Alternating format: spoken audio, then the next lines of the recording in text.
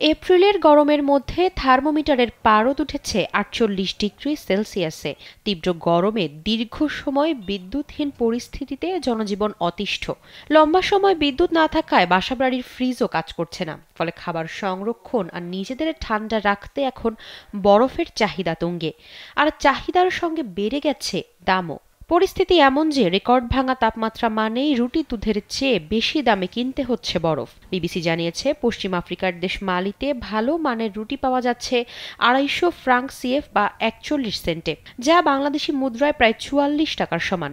জানা গেছে, বিদ্যুৎহীন পরিস্থিতিতে কঠিন অবস্থার মুখোমুখি রাজধানী বামাকোর বাসিন্দারা।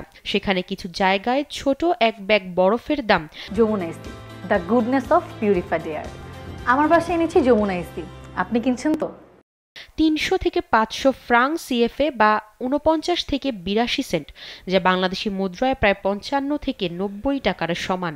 স্থানীয় বাসিন্দারা বিবিসিকে জানিয়েছে, আগে সপ্তাহে কয়েকবার রান্না করতে হলেও এখন তাদের প্রতিদিনই রান্না করতে হচ্ছে। তারা বলেন, বামাকোতে প্রায় সারাদিনই বিদ্যুৎ থাকে না, ফলে খাবার নষ্ট হয়ে যায়। বিদ্যুতের এই সমস্যা শুরু হয়েছে প্রায় ১ বছর আগে।